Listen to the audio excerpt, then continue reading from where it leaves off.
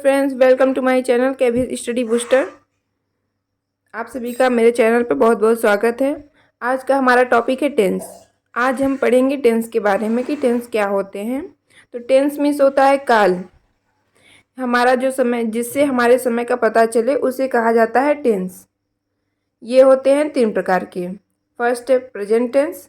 Present tense means होता है वर्तमान काल। इसका इंट्रोडक्शन है वाक्य के अंत में है, हूँ, हो आदि शब्द आते हैं। जैसे वह राम है, वह श्याम है, वह गीता है, वह सीता है। ये सब क्या है? ये सब प्रेजेंट टेंस में है। दूसरा हो गया past tense. Past tense means होता है भूतकाल। जो हमारा कार्य बीत चुका है उसे कहा जाता है भूतकाल। जैसे मैं सोया था, मैं खाया था, मैं पिया था। जिस वाक्य के अंत में था, थी, थे आते हैं उसे कहते हैं भूतकाल। तीसरा आता है फ्यूचर टेंस, भविष्यकाल।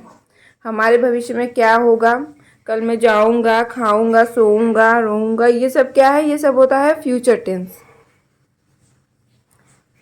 तो ये हो गई, टेंस के 3 प्रकार होते हैं, present tense, past tense, future tense. अब इनके भी अलग अलग पार्ट होते हैं। प्रेजेंट टेंस के 4 पार्ट होते हैं। प्रेजेंट इंडेफिनिट टेंस, इसके हिंदी में अर्थ होगा वर्तमान अनिश्चित काल। दूसरा हो गया प्रेजेंट कॉन्टिन्यूअस टेंस, जिसका अर्थ होता है वर्तमान लगातार काल, मतलब जो कार्य जारी रहे, उसे कहते हैं past present continuous tense. Present perfect tense, इसका होता है पूर्ण भूतकाल। पूर्ण भूतकाल जो बीत चुका है, मतलब मैं स्कूल जा चुका था, मैं खाना खा चुका था, मैं सो चुका था। ये सब क्या है? ये प्रेजेंट परफेक्ट टेंस है। चौथा है प्रेजेंट परफेक्ट कंटिन्यूअस टेंस, मतलब वर्तमान काल, वर्तमान लगातार पूर्ण काल में बना रहे, इसे कहते हैं प्रेजेंट परफेक्ट कंटिन्यूअस।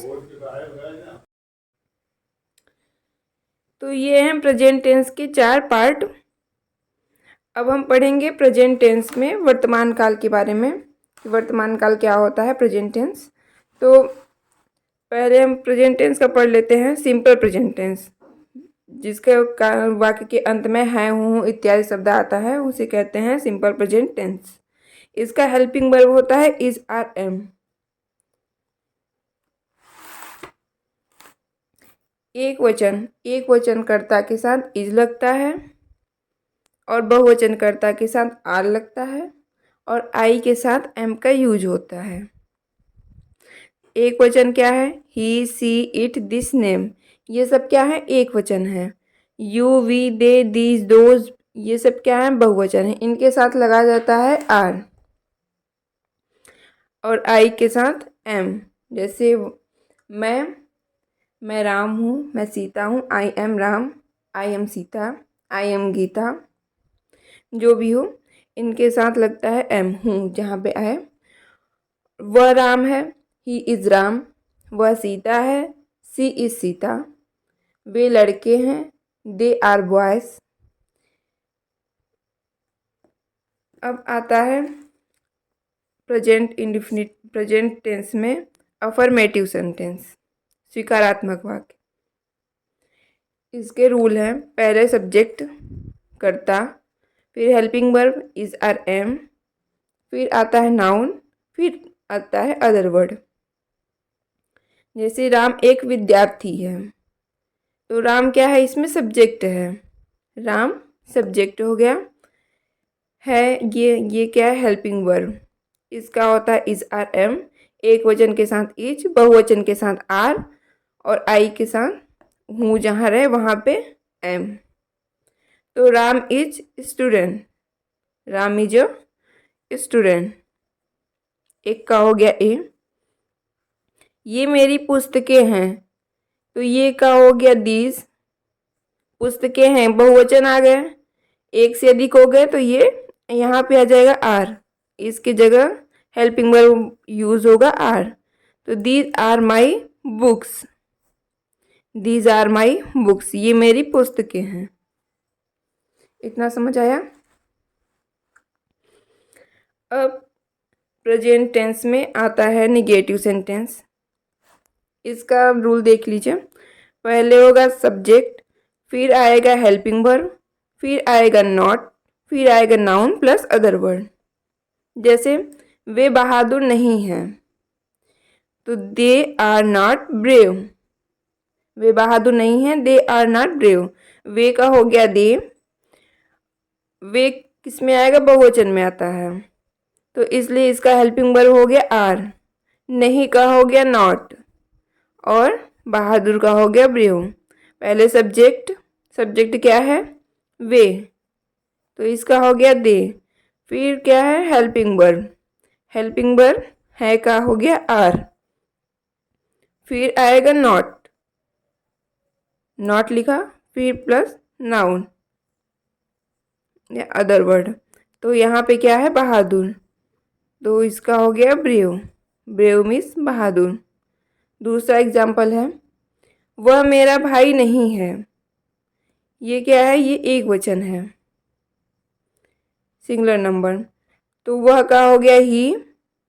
अब यहाँ पे हेल्पिंग वर्ब क्या लगेगा, इज, तो इसका हो गया इज, फिर प्लस नॉट, फिर माई ब्रदर। ठीक, ये हो गया नेगेटिव सेंटेंस का। अब है इंट्रोगेटिव सेंटेंस। इंट्रोगेटिव सेंटेंस की कैसे ट्रांसलेशन किया जाता है, तो इंट्रोगेटिव आर टू टाइप्स होते हैं। इंट्रोगेटिव दो प्रकार के होते हैं। यदि क्या शब्द पहले आए, मतलब इंट्रोगेटिव वर्ड पहले आए, तो सबसे पहले हम हेल्पिंग वर्ब लगाते हैं, is are am. Present tense की हेल्पिंग वर्ब है इज आर एम, तो सबसे पहले हेल्पिंग वर्ब लगाएंगे, फिर उसके बाद सब्जेक्ट, फिर उसके बाद नाउन, फिर उसके बाद अदर वर्ड।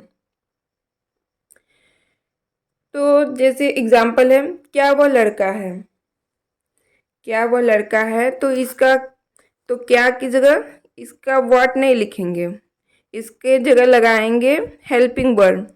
हेल्पिंग वर्ब यहाँ पे हमारा क्या है, इज है, तो इज, फिर सब्जेक्ट ही, फिर अदर वर्ड बॉय, तो इसकी ट्रांसलेशन होगी इज ही बॉय, क्या वह लड़का है। दूसरा, यदि प्रश्न सूचक शब्द बीच में आए तो, यदि इंट्रोगेटिव सेंटेंस बीच में आए तो पहले लिखेंगे क्वेश्चन वर्ड, फिर लिखेंगे हेल्पिंग वर्ड, फिर आएगा सब्जेक्ट हमारा, फिर आएगा नाउन, फिर आएगा अदर वर्ड। तो यहाँ पे इंट्रोगेटिव सेंटेंस क्या है, कहाँ, क्या, क्यों, कैसे, कहाँ, जिससे आपसे क्वेश्चन पूछा जाए वो क्या है, इंट्रोगेटिव सेंटेंस, और यह है इंट्रोगेटिव मार्क। तो कहाँ का क्या होगा, वेयर, वह कहाँ है, where is he. First question word, फिर हेल्पिंग वर्ड, फिर अदर वर्ड, सब्जेक्ट, फिर सब्जेक्ट, वेयर इज ही। दूसरा एग्जाम्पल देख लें,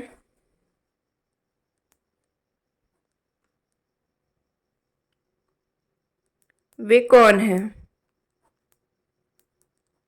वे कौन है, तो इसका क्या हो जाएगा, कौन का हु,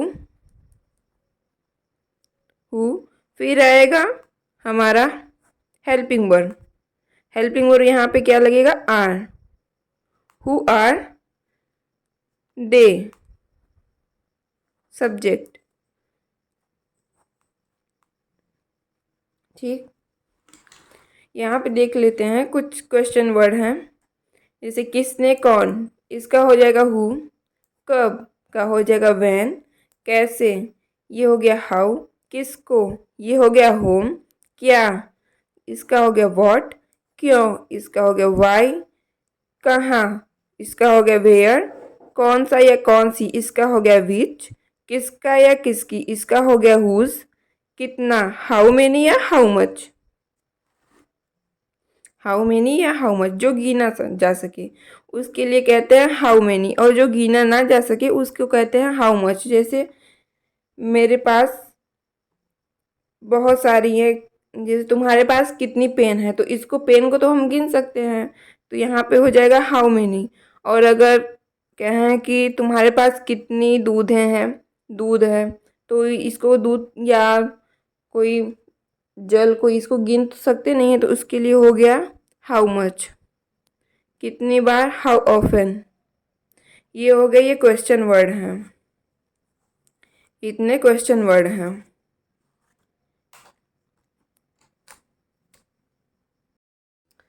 अब हमारा सेकेंड है सिंपल पास्ट सिंपल टेंस या सिंपल पास्ट टेंस। वाक्य के अंत में था, थी, थे आदि शब्द आते हैं तो इसे सिंपल पास्ट टेंस कहते हैं। इसका हेल्पिंग वर्ब होता है वाज या वेयर। एक वचन के साथ ही, सी, इट, दिस, नेम के साथ वाज, वी, यू, दे के साथ वेयर, सिंगुलर के साथ वाज, प्लूरल के साथ वेयर। इसका अफर्मेटिव कैसे बनाएंगे? फर्स्ट सब्जेक्ट, रूल वही रहेगा, सिर्फ यहाँ पे हेल्पिंग वर्ब बदलेगी, बाकी सारा रूल वही रहता है हर टेंस। इसका अफर्मेटिव, उसका मकान बहुत सुंदर था। ये किसका एग्जाम्पल है? पास्ट टेंस का। यहाँ वाक्य के अंत में क्या आया है? था। जहाँ था, थी, थे आदि शब्द आए ये होता है पास्ट टेंस। उसका मकान बहुत सुंदर था तो his house was very fine. इसका ट्रांसलेट क्या हो गया? His house was very fine, उसका मकान बहुत सुंदर था।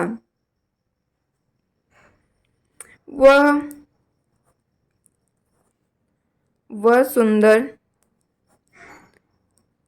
लड़की थी तो इसका ट्रांसलेट क्या हो जाएगा? सी वाज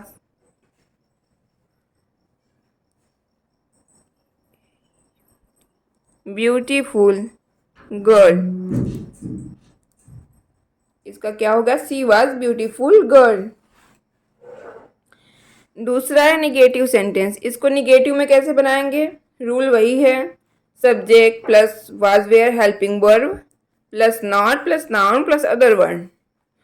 इसका एग्जाम्पल, वह अच्छा लड़का नहीं था तो सब्जेक्ट आया पहले ही, फिर helping verb was plus not plus good plus boy. He was not good boy, वह अच्छा लड़का नहीं था। इसको बनाएंगे इंट्रोगेटिव में। क्या शब्द पहले आए तो was were plus subject plus noun plus other word. Okay, क्या शब्द पहले आए तो वाज वेयर, हेल्पिंग वर्ब, फिर सब्जेक्ट, फिर नाउन प्लस अदर वर्ड। और इंट्रोगेटिव सेंटेंस बीच में आए तो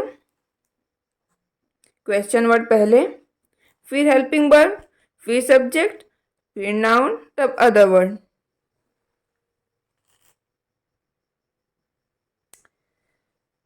इसका एग्जाम्पल एक ले लेते हैं।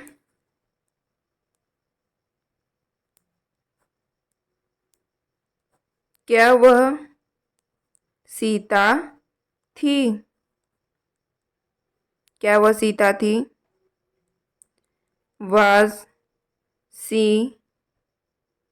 सीता। क्या वह सीता थी? वाज सी सीता। ये क्या है? क्वेश्चन, इंट्रोगेटिव सेंटेंस है। ठीक, ये हो गया आपका पास्ट सिंपल टेंस। अब हम चलेंगे पास्ट सिंपल फ्यूचर के तरफ। तो हम पढ़ेंगे सिंपल फ्यूचर टेंस। फ्यूचर क्या है? भविष्य। इसका इंट्रोडक्शन, वाक्य के अंत में गा, गी, गे आदि शब्द आए तो इसे कहते हैं सिंपल फ्यूचर टेंस। इसका हेल्पिंग वर्ब है विल या सेल। विल और सेल, आई और वी के साथ सेल का यूज होता है, बाकी सभी के साथ विल का यूज होता है। इसका अफर्मेटिव कैसे बनाते हैं? Subject plus helping verb will shall plus noun plus other word. Rule सबका वही है। एग्जाम्पल, वह दिल्ली जाएगा, वह दिल्ली जाएगा। ही विल गो दिल्ली, वह दिल्ली जाएगा, इसका ट्रांसलेट हो गया ही विल गो दिल्ली।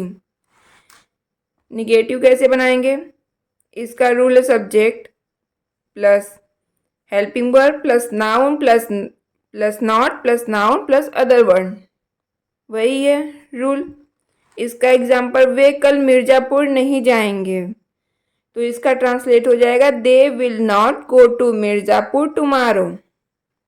दे क्या है? Subject plus helping verb will plus not other word go to Mirzapur tomorrow. ये हो गया नेगेटिव सेंटेंस। इंट्रोगेटिव सेंटेंस में रूल वही है, फर्स्ट अगर क्या क्वेश्चन वर्ड पहले आए तो पहले विल से लगाएंगे, मतलब हेल्पिंग वर्ब, उसके बाद सब्जेक्ट, उसके बाद नाउन, उसके बाद अदर वर्ड। क्या तुम्हें देर हो जाएगी, इसका ट्रांसलेट क्या हो जाएगा? Will you be late, will you be later. क्या तुम्हें देर हो जाएगी, विल यू बी लेटर। ये हो गया हमारा सिंपल फ्यूचर टेंस। तो अभी तक हम पढ़े हैं simple present tense, simple past tense, simple future tense. अब इनके भी पार्ट्स होते हैं। सिंपल प्रेजेंट टेंस के भी 4 पार्ट्स होंगे, सिंपल पास्ट टेंस के भी 4 पार्ट्स होंगे, सिंपल फ्यूचर टेंस के भी 4 पार्ट्स होंगे। फर्स्ट हम स्टार्ट करते हैं प्रेजेंट टेंस। प्रेजेंट टेंस के 4 पार्ट्स। फर्स्ट है प्रेजेंट इंडेफिनिट टेंस। इसका क्या होगा? इंट्रोडक्शन। इसका होगा पहचान। वाक्य के अंत में ता है, ती है, ते हैं आदि शब्द आते हैं। आपको टेंस के लास्ट में, सेंटेंस के लास्ट में ता है, ती है, ते है, जहां पे भी आए वो समझ लीजिए आप प्रेजेंट इंडेफिनिट टेंस है। जैसे मैं स्कूल जाता हूँ, मैं खाना खाता हूँ, मैं पानी पीता हूँ, ये सब क्या है? ये है प्रेजेंट इंडेफिनिट टेंस। इसका हेल्पिंग वर्ब होगा डू या डज। इसमें एक वचन के साथ डज और बहुवचन के साथ डू का यूज होता है। ठीक, सिंगुलर नंबर के साथ डज, प्लूरल नंबर के साथ डू। इसका अफर्मेटिव सेंटेंस कैसे बनाएंगे? पहले होगा फर्स्ट सब्जेक्ट, फिर वर्ब के फर्स्ट फॉर्म के साथ यस या ई एस लगता है, फिर ऑब्जेक्ट, फिर अदर वर्ड। ठीक, जैसे राम जाता है तो राम जाता है तो राम, ये क्या है? जानने के साथ गोज, ये क्या है? वर्ब है, तो वर्ब में लग जाएगा यस या ई एस। तो Ram goes, only Ram goes. Note, यदि साधारण वाक्य रहे तो डू या डज नहीं लगाते हैं, क्रिया के फर्स्ट फॉर्म में यस या ई एस लगाते हैं। साधारण वाक्य है जैसे राम जाता है, सीता जाती है, मैं खाना खाता हूँ, मैं पानी पीता हूँ, ये सब क्या है? सिंपल टेंस हैं, सिंपल सेंटेंस हैं। तो इन सब के साथ डू या डज का यूज नहीं होगा, सिर्फ आपको वर्ब में यस या ई एस लगा देना है। और जहाँ पे निगेटिव या इंट्रोगेटिव रहे वहाँ पे डू या डज का यूज होगा, फिर उसमें वर्ब में यस या ई एस नहीं लगाएंगे, फिर वहाँ पे होगा हेल्पिंग वर्ब का यूज। एग्जाम्पल देख लेते हैं। चिड़िया आकाश में उड़ती है, the birds fly in the sky. ये क्या है? ये प्लूरल है। चिड़िया आकाश में उड़ती हैं तो इसका प्लूरल हो जाएगा the birds fly in the sky. जहाँ पे प्लूरल आए, बहुवचन शब्द आए, तो यहाँ पे वर्ब में यस या यस नहीं लगाना है, ओनली सिंगुलर नंबर के साथ लगाना है यस या ई एस। वर्ब में प्लूरल हो जाए तो वहाँ पे यस या यस नहीं लगाना है। ठीक, दूसरा है हम निगेटिव सेंटेंस बनाते हैं, तो इसका रूल हो जाएगा सब्जेक्ट प्लस डू या डज प्लस नॉट, वर्ब का फर्स्ट फॉर्म यूज होगा, plus other, object plus other word. ठीक, ये है निगेटिव सेंटेंस का रूल। इसका एग्जाम्पल देख लेते हैं निगेटिव का। वह प्रतिदिन स्कूल नहीं जाता है, तो वह का हो गया ही, सब्जेक्ट, यहाँ पे लगेगा डस, फिर नॉट अपने जगह से नहीं हटता है, वो सब्जेक्ट और हेल्पिंग वर्ब के बाद ही तुरंत यूज होता है नॉट। ये इधर का उधर नहीं होगा, सब्जेक्ट इधर का उधर हो जाएगा, हेल्पिंग वर्ब इधर का उधर हो जाएगा, लेकिन नॉट अपने जगह पे ही रहता है। इसको कोई नहीं हटा सकता। तो वह प्रतिदिन स्कूल नहीं जाता है, तो he does not go to school daily. जहाँ निगेटिव रहे या इंट्रोगेटिव रहे वहाँ पे डू या डज का यूज होगा, और सिंपल सेंटेंस में यूज नहीं होगा। वहाँ पे वर्ब के फर्स्ट फॉर्म में यहाँ यस या ईएस लगा देते हैं। जो भी हम कार्य कर रहे हैं, खा रहे हैं, पी रहे हैं, सो रहे हैं, जाग रहे हैं, ये सब क्या है, हमारे काम हैं। तो उसमें हम लगा देंगे यस या यस, उसे कहते हैं वर्ब। दूसरा इंट्रोगेटिव कैसे बनाएंगे? यदि क्या शब्द पहले आए तो उसका क्या है रूल? फर्स्ट हेल्पिंग वर्ब, फिर सब्जेक्ट, फिर वर्ब का फर्स्ट फॉर्म, फिर ऑब्जेक्ट, फिर अदर वर्ड। ओके, इसका एग्जाम्पल देख लेते हैं। क्या राम प्रतिदिन स्कूल जाता है? तो क्या शब्द पहले आए तो, इंट्रोगेटिव शब्द पहले आए तो उसकी इंग्लिश नहीं लिखते हैं, उसकी मीनिंग नहीं लिखते हैं, उसके जगह लगाते हैं हेल्पिंग वर्ब। यहाँ पे हमारा हेल्पिंग वर्ब क्या है? डू या डज है। तो राम, और राम क्या है? सिंगुलर नंबर है, तो सिंगुलर नंबर के साथ लगाएंगे does. Ram go to school daily. Does Ram go to school daily. अगर यहाँ पे हो जाता क्या वे प्रतिदिन स्कूल जाते हैं, तो यहाँ पे तब डज न लगाते, डज की जगह लगाते डू। डबल इंट्रोगेटिव सेंटेंस, यदि प्रश्नसूचक शब्द बीच में आए तो, यदि प्रश्नसूचक इंट्रोगेटिव सेंटेंस बीच में आए तो उसके लिए रूल क्या है? First question word interrogative sentence, फिर डूज या डस, फिर नॉट, फिर सब्जेक्ट, फिर वर्ब का फर्स्ट फॉर्म, फिर ऑब्जेक्ट, फिर अदर वर्ड। एग्जाम्पल, तुम स्कूल कब जाते हो? तुम स्कूल कब जाते हो, इसका क्या है? क्वेश्चन वर्ड आया है बीच में, तो इसकी मीनिंग लिखेंगे सबसे पहले व्हेन, फिर लगाएंगे हेल्पिंग वर्ब व्हेन डू, फिर आएगा हमारा सब्जेक्ट यू, फिर आएगा हमारा other word when do you go to school. Okay, यदि कौन या किसको आए तो हु प्लस मेन वर्ब का फर्स्ट फॉर्म प्लस यस या es plus object plus other word. As तुम्हें अंग्रेजी कौन पढ़ाता है? तुम्हें अंग्रेजी कौन पढ़ाता है? Who teach you English. कौन या किसको आए तो उसके लिए हु टीच यू इंग्लिश, इसको नोट कर लें। हु टीच यू इंग्लिश, यदि कौन या किसको आए बीच में तो उसके लिए होता है, तो यहाँ पे लगाएंगे टीच, ये वर्ब के फर्स्ट फॉर्म में लगाएंगे यस या ईएस। बाकी और सभी इंट्रोगेटिव सेंटेंस आते हैं तो नहीं लगाया जाता है, लेकिन इसमें लगाया जाता है कौन या किसको आए तो।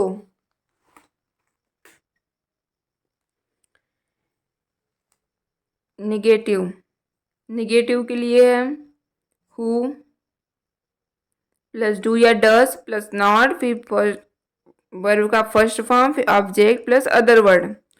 उसे कौन पसंद नहीं करता है?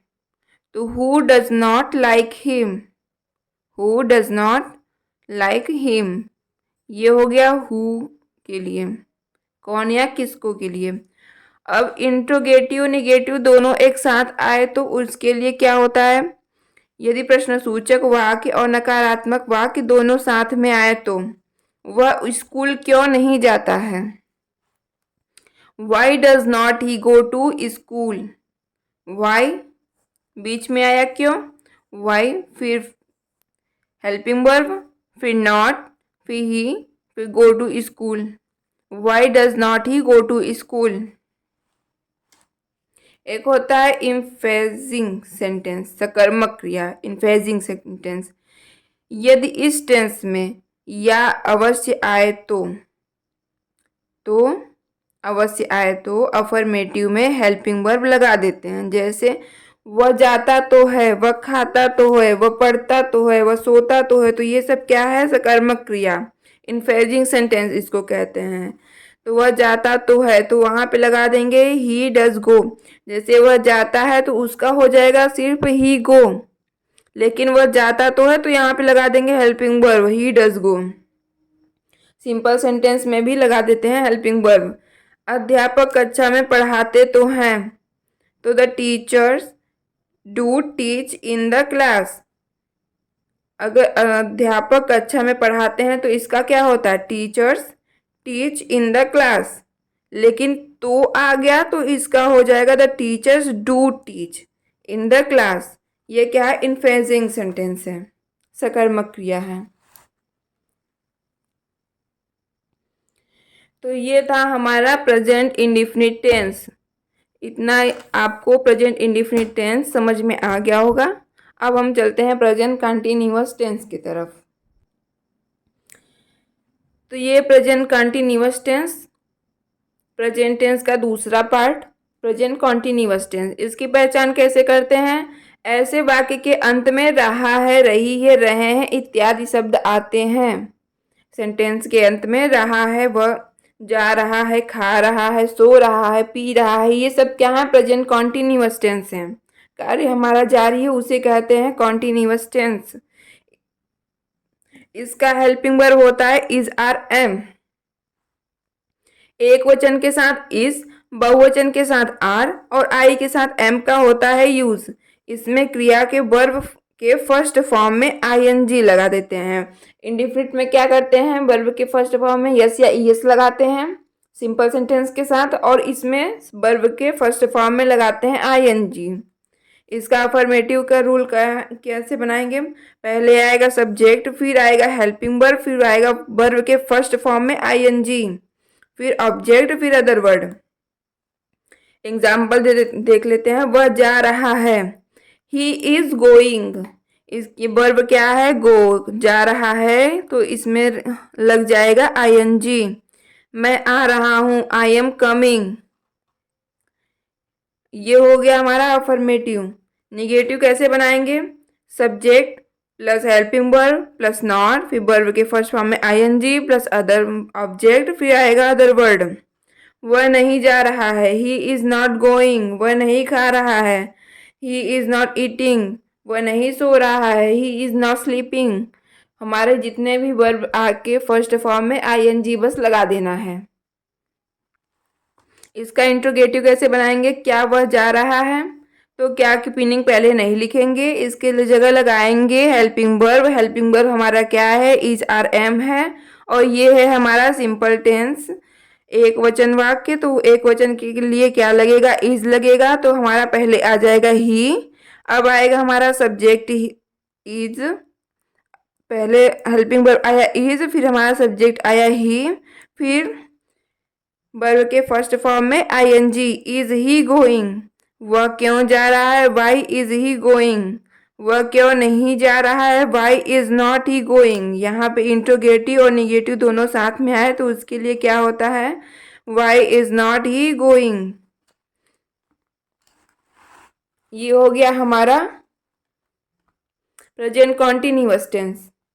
आई होप आप लोग को समझ में आ गया होगा, जो ना समझ में आए आप पूछ सकते हैं। अब हमारा थर्ड पार्ट है present perfect tense. Present tense का third part present perfect tense.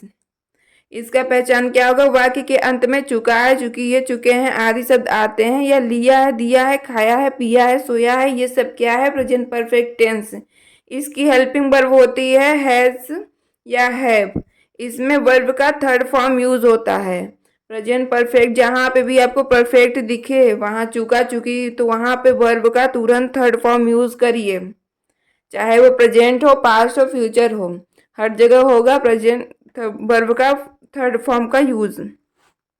इसका अफर्मेटिव कैसे बनाएंगे, पहले सब्जेक्ट, फिर हैज या हैव, हेल्पिंग वर्ब, फिर वर्ब का थर्ड फॉर्म, फिर ऑब्जेक्ट, फिर आएगा हमारा अदर वर्ड। जैसे मैंने अपना पाठ याद कर लिया है, तो इसका कैसे बनाएंगे, मैंने कहोगे आई, इसका हेल्पिंग वर्ब लग गया है, क्योंकि आई है प्लूरल नंबर, प्लूरल के साथ लगेगा हैव। आई हैव लर्न का थर्ड फॉर्म हो गया लर्न, तो I have learn my lesson, मैंने अपना पाठ याद कर लिया है। I have learn my lesson. वह खा चुका है। ही हैज़ ईटेन। वह क्या है, सिंगुलर नंबर है तो ही के साथ लगेगा has. He has eaten. Eat का थर्ड फॉर्म हो गया ईटेन। इसका निगेटिव कैसे बनाएंगे, राम विद्यालय नहीं गया है। Ram has not gone to school. यह आए चुका है, चुकी है, राम विद्यालय नहीं जा चुका है तो भी आएगा। He has not gone to school. और गया है, या खाया है, लिया है, दिया है, पिया है, सोया है, ये सब क्या है, ये सब परफेक्ट हैं। इसका इंट्रोगेटिव कैसे बनाएंगे, क्या राम विद्यालय गया है या जा चुका है। क्या राम विद्यालय गया है या जा चुका है, तो has Ram gone to school दोनों का वही होगा, क्योंकि क्या की पहले मीनिंग नहीं लिखेंगे, पहले लगाएंगे हमारा helping verb. Has Ram go to school. Go का थर्ड फॉर्म गॉन। अब इंट्रोगेटिव और निगेटिव, राम विद्यालय क्यों नहीं गया है, तो why has not Ram gone to school. Why has not Ram gone to school, ये हमारा हो जाएगा गलत। अगर आप ऐसे करेंगे कि why has not Ram gone to school, ये हमारा हो जाएगा गलत। यहाँ पे हो जाएगा why has Ram not gone to school, ये हमारा हो गया सही। इसका कैसे बनाएंगे, why has Ram not gone to school. ये हो गया हमारा प्रेजेंट परफेक्ट टेंस। अब हमारा चौथा पार्ट है प्रेजेंट परफेक्ट कॉन्टिन्यूअस टेंस। तो अब हम पढ़ेंगे प्रेजेंट परफेक्ट कॉन्टिन्यूअस टेंस, पर प्रेजेंट का फोर्थ पार्ट। इसका इंट्रोडक्शन, वाक्य के अंत में रहा है, रही है, रहे हैं इत्यादि शब्द आते हैं, लेकिन इसमें टाइम दिया रहता है, समय दिया रहता है। इससे यह ज्ञात होता है कि कोई कार्य किसी समय से जारी है। प्रेजेंट कॉन्टिन्यूअस का भी आप पहचान देखेंगे कि वाक्य के अंत में रहा है, रही है, रहे आदि शब्द आते हैं, और वही प्रेजेंट परफेक्ट कॉन्टिन्यूअस का भी रहेगा, पर उसमें टाइम नहीं दिया रहता, इसमें टाइम दिया रहेगा। जहाँ पे आपको टाइम दिया रहे तो आप जान लीजिए कि प्रेजेंट परफेक्ट कॉन्टिन्यूअस टेंस है। इसके निश्चित समय के लिए सिंस लगता है और निश्चित समय के लिए फॉर लगता है। निश्चित समय क्या है, जैसे 1999, जहाँ पे आपको करेक्ट डेट दिया रहे, ईयर दिया रहे, ये निश्चित समय है। जनवरी फरवरी मंथ्स के नाम दिए रहे, वीक्स के नाम दिए रहे, 2 बजे से 4 बजे से ये बताया रहे, एकदम करेक्ट टाइम रहे, आज कल परसों ये सब दिया रहे, ठीक है। ये सब क्या है, निश्चित समय है, इसके लिए यूज होता है सिंस। और अनिश्चित समय जैसे 2 साल से 5 साल से 6 महीने से 5 महीने से 2 दिन से 4 दिन से, सुबह से शाम से, 2 घंटे से 5 घंटे से, ये सब क्या है, अनिश्चित समय, क्योंकि इसके टाइम का कोई पता ही नहीं चल रहा है। और जहाँ पे टाइम का पता चले उसे कहते हैं सिंस, वहाँ पे लगाते हैं सिंस। और जहाँ पे टाइम का पता न चले उस वहाँ लगाते हैं फॉर। इसका हेल्पिंग वर्ब होता है हैज़ बीन, हैव बीन। आपको सिर्फ हेल्पिंग वर्ब सबकी याद करनी है कि कौन से टेंस में कौन सा हेल्पिंग वर्ब लगता है, बाकी रूल वही रहेगा। तो बहुवचन के साथ लगाएंगे हैव बीन और एक वचन के साथ लगाएंगे हैज़ बीन। इसके अफर्मेटिव का रूल देख लेते हैं। पहले आएगा हमारा सब्जेक्ट, फिर आएगा हमारा हेल्पिंग वर्ब हैज़ या हैव, फिर उसके बाद लगाएंगे बीन, फिर वर्ब के फर्स्ट फॉर्म में लगाएंगे आईएनजी, फिर ऑब्जेक्ट, फिर अदर वर्ड, फिर उसके बाद सिंस या फॉर प्लस टाइम। ये है हमारा अफर्मेटिव का रूल।